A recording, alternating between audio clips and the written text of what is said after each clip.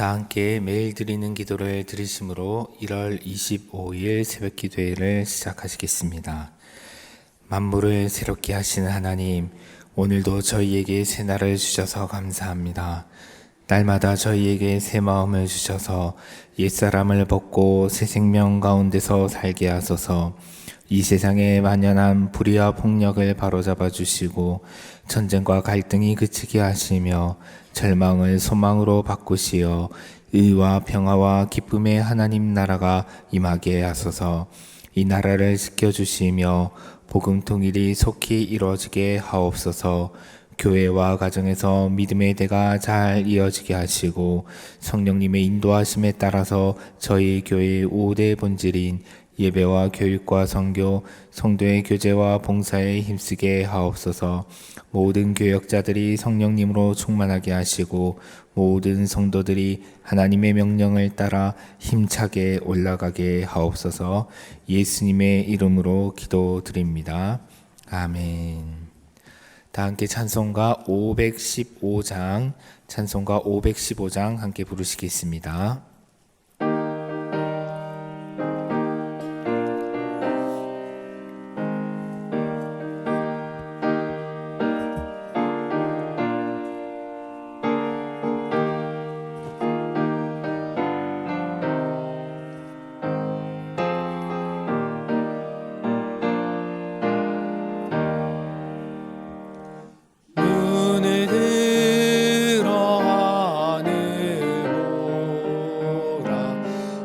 어지러운 세상 중에 곳곳마다 상한 영의 탄식 소리 들려온다.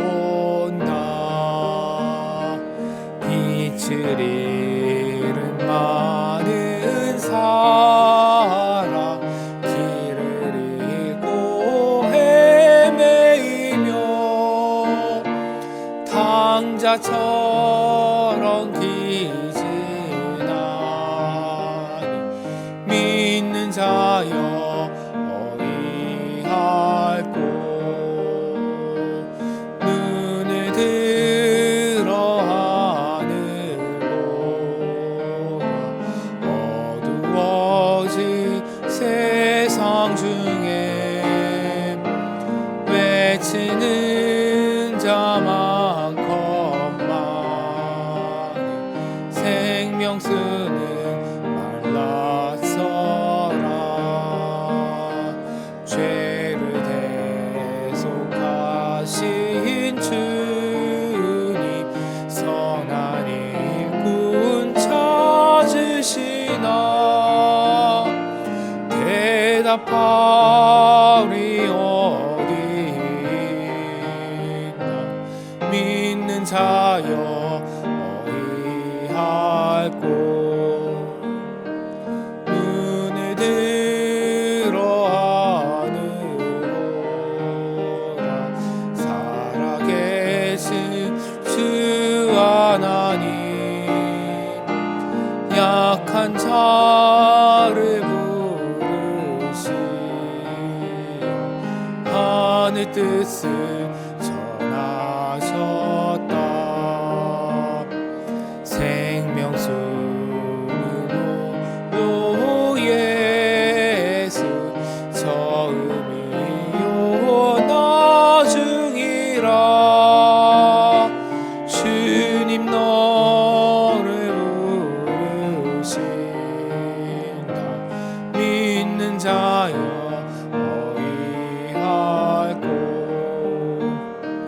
눈을 들어 하늘 보라. 다시 사신 그리스도 만 백성을 사랑하사 오래 참고 기다리네. 인내하시는 우리 구주 의의 심판하시는 날 곧 가까이 많은데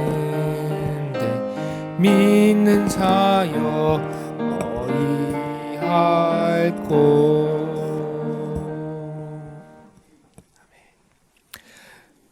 오늘 하나님께서 우리에게 주시는 말씀은 출애굽기 22장 21절에서 22절 말씀입니다. 오늘 오이코스 성경 통독 범위는 출애굽기 22장, 23장, 24장이고 그중 오늘 새벽에는 출애굽기 22장 21절과 22절 말씀을 함께 읽고 기도하고자 합니다. 오늘의 말씀을 함께 읽겠습니다. 너는 이방 나그네를 압제하지 말며 그들을 학대하지 말라. 너희도 애굽 땅에서 나그네였음이라. 너는 과부나 고아를 해롭게 하지 말라. 아멘. 어제 출애굽기 19장에서 읽은 것처럼 시내 광야에 도착한 이스라엘 자손들은 하나님께서 시내산에 강림하셔서 모세와 말씀 나누시는 것을 그들의 눈으로 직접 보았습니다. 그 중에서도 모세는 따로 하나님의 부르심을 받아서 어둠 속으로 가까이 나아가 시내산에 올라가 하나님으로부터 율법을 받습니다. 그렇게 받은 말씀들이 출애굽기 20장부터 24장에 기록되어 있습니다. 먼저 20장에는 우리가 잘 아는 십계명의 말씀이 기록되어 있고 이어서 21장에서 24장까지에는 백성들의 삶과 관련된 다양한 규정들이 담겨져 있는데요. 이 규정들을 이 21장에서 24장에 기록된 이 부분을 언약의 책이라고 부르기도 합니다. 여기에 담겨져 있는 규정들을 자세히 읽어보면 종교적인 규정과 사회적인 규정이 따로 분리되어 있지 않고 하나로 통합되어 있음을 발견할 수 있습니다.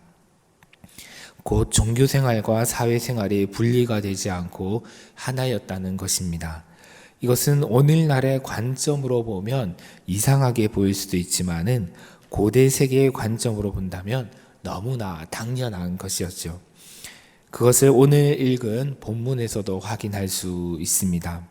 출애굽기 22장 21절과 22절에는 고대 사회에서 대표적인 약자인 이방 나그네와 과부와 고아를 위한 규정이 기록되어 있습니다.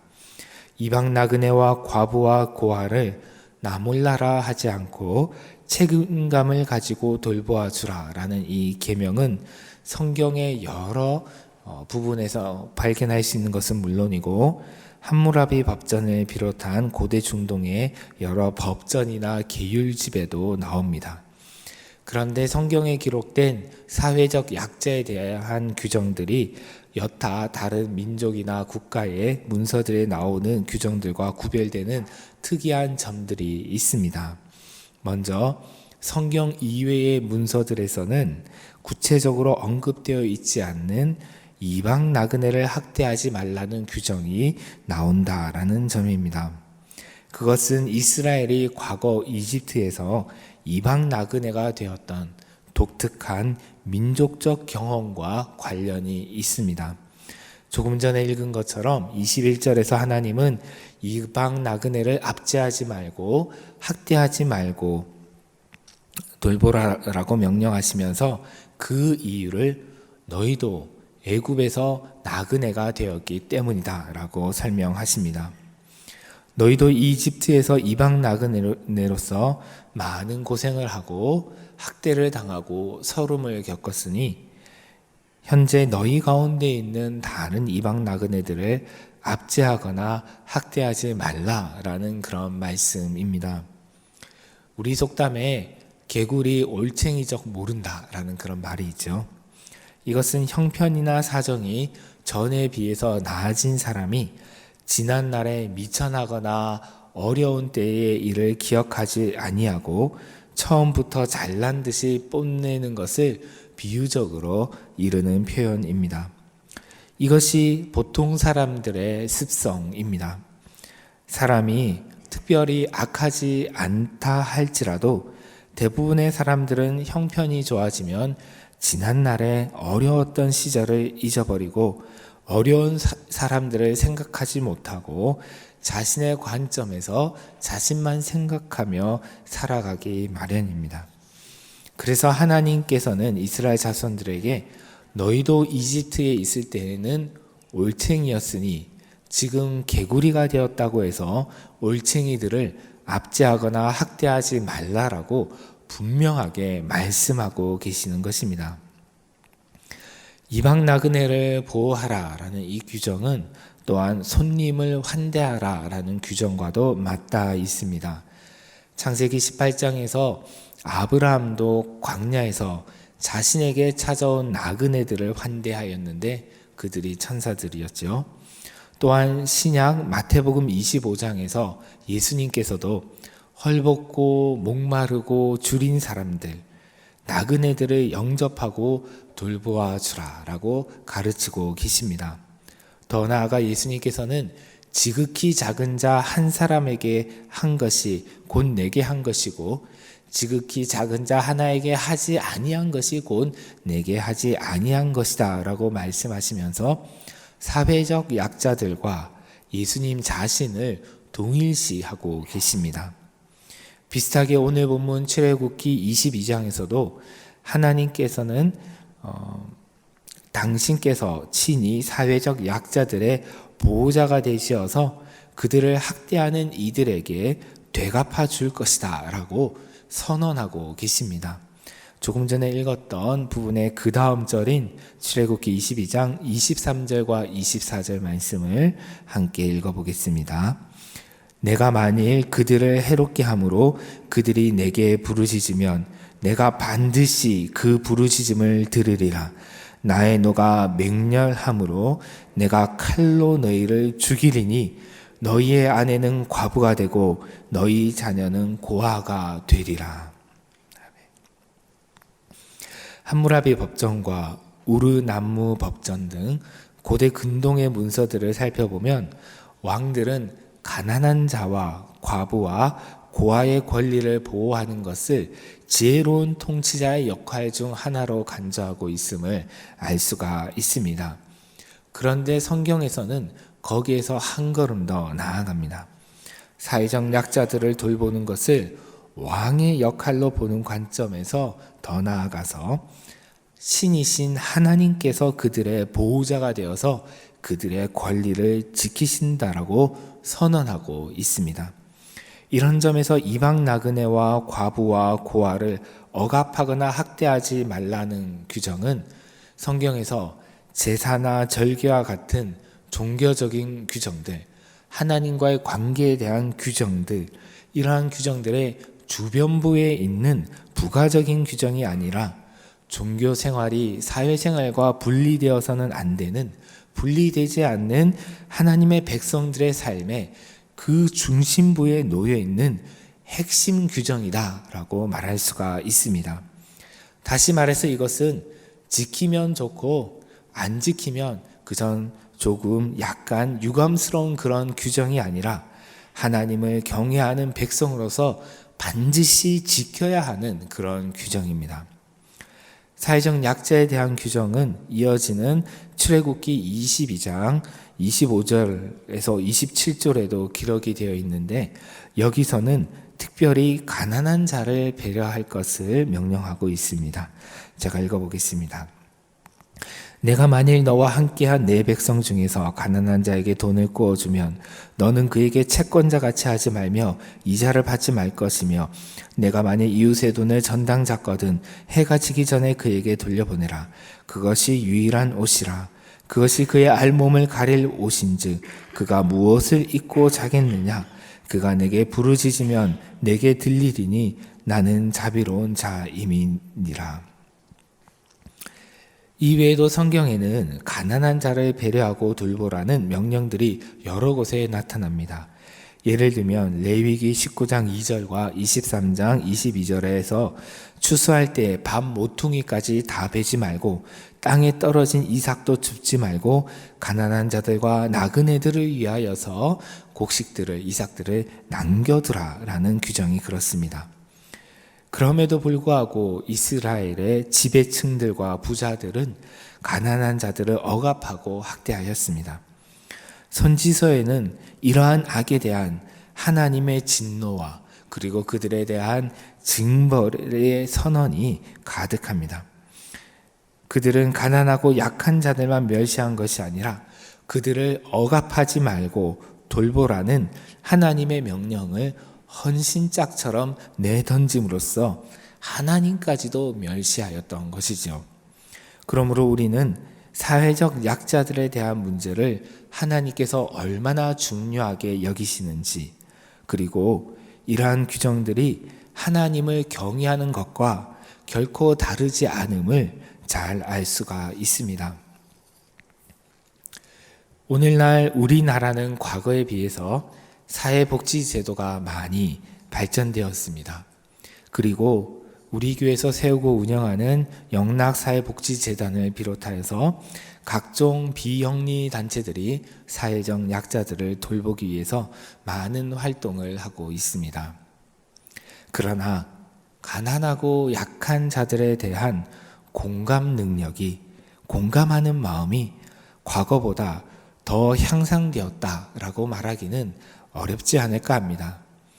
어쩌면 우리는 가난하고 약한 이들을 돌보는 일을 사회적 시스템이나 복지단체에 맡긴 채 나는 국가에 세금을 내고 복지단체에 기부금을 내기 때문에 할 일을 다 하고 있다라고 생각하고 뒷짐지고 있는지도 모릅니다. 저 멀리 아프리카의 어린이들과 난민들을 위해서는 매달 기부금이 나가도록 통장에 자동 이체를 설정해 놓았지만은 정작 바로 옆에 이웃에서 일어나는 일에는 무관심한 채 살아갑니다. 도시에서 두꺼운 시멘트로 이웃과 차단된 집에 살면서, 또한 시커먼 아스팔트 위를 경쟁하듯 달리면서, 그리고 딱딱한 보도블럭이 깔린 길을 바삐 걸어 다니면서 살아가는 동안 우리의 마음에는 우리도 모르게 인정이 점점 메말라가고 있는 것은 아닐까요? 인정이 있어야 합니다. 굳이 하나님의 뜻이나 하나님의 마음을 언급하지 않아도 인정, 곧 인간다운 정이 있어야 합니다. 하나님께서 말씀하십니다. 너희는 너희에게 몸부쳐 사는 나그네를 학대하거나 억압해서는 안 된다. 너희도 이집트 땅에서 몸부쳐 살던 나그네였다. 그리고 사실 이 말씀을 듣는 이스라엘 자손들은 이집트에서 종살이를 하던 과거에만 나그네였던 것이 아니라 장차 가나안 땅에 정착하여 살게 되어도 나그네임을 기억해야 했습니다. 레위기 25장 23절에서 하나님은 이렇게 말씀하셨습니다. 토지를 영구히 팔지 말 것은 토지는 다 내 것임이라. 너희는 거류민이요 동거하는 자로서 나와 함께 있느니라. 우리도 마찬가지입니다. 사람이 토지를 사고 팔지만은 사실 인간은 땅을 영원히 소유하지는 못합니다. 단지 그 위에 나그네로서 잠시 거류하다가, 잠시 머물다가 수명이 다하면 세상을 떠날 뿐이지요. 또한 하나님은 신약에서도 히브리서 13장 3절을 통해서 이렇게 말씀하십니다. 너희도 몸을 가졌은즉 학대받는 자를 생각하라. 나도 나그네였기 때문에 나그네의 심정과 처지를 이해하고 그들을 선대하는 것. 나도 몸을 가졌기 때문에 그 몸이 학대받는 자를 생각하는 것. 나도 몸을 가졌기 때문에 그 몸이 추운 사람, 그 배가 고픈 사람을 기억하고 돌보는 것. 이것이 인지상정이자 인정입니다.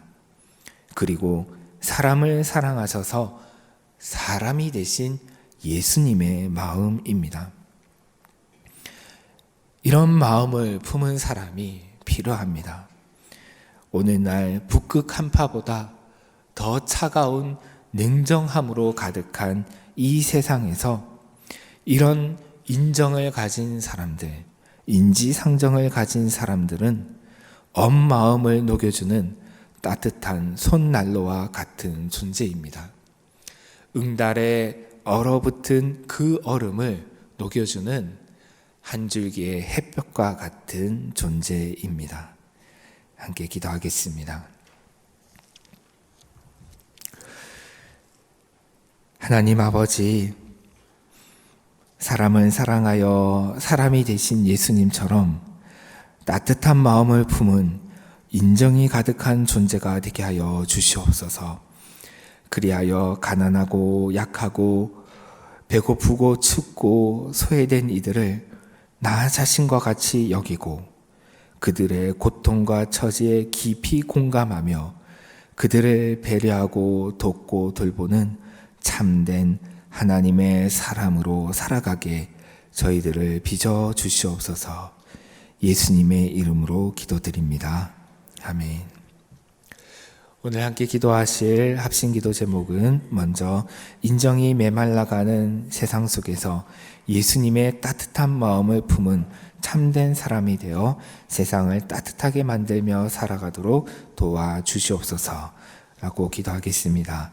또한 오늘의 주간기도 제목은 영락에 속한 교육기관들, 교회부설 어린이집, 영락유치원, 신당오동 어린이집, 영락중고등학교, 영락의료과학고등학교, 대광초중고등학교, 보성여중고등학교의 학생과 교사들이 하나님의 사랑 안에서 살아가고 또 사회에 나가서 그 사랑을 전하는 자로 살아가도록, 그리고 또한 티국의 주시원 선교사님과 브라질의 김경조 선교사님의 가정과 사역을 위해서 뒷면에 있는 기도 제목을 참조해서 함께 기도하시고 개인 기도 제목으로 기도하시고 돌아가시겠습니다.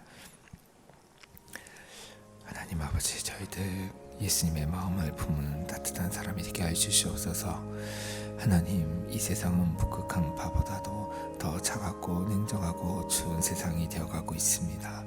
하나님, 이러한 때에 저희들이 정말 손난로보다도 더 따뜻한 한겨울의 모닥불보다도 더 뜨거운 마음을 가진, 뜨거운 사랑을 가진 주님의 사랑으로 살아가게 하여 주시옵소서. 저희들을 사랑하여 사람이 되신 예수님의 그 마음, 참된 사람의 마음을 품은 하나님의 참된 백성으로 살아가게 하여 주시옵소서.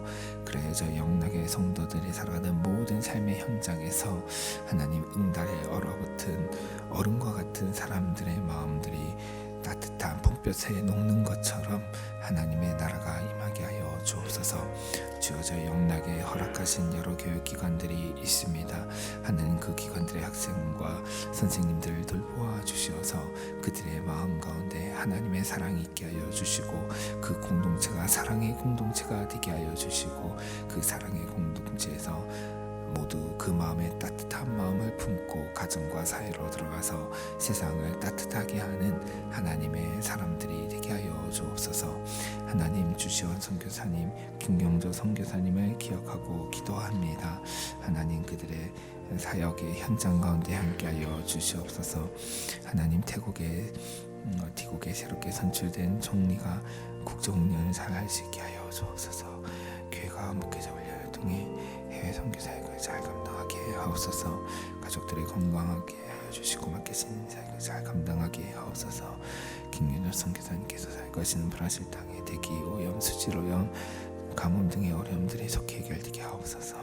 새롭게 세워지는 교회 임원들이 주님을 열심히 섬길 수 있도록 믿음과 사랑과 소망이 충만케 하옵소서. 기후변화 속에서 하나님, 가정을 지켜주시고 건강하게 맡겨진 삶을 잘 감당할 수 있도록 기계적인 가정과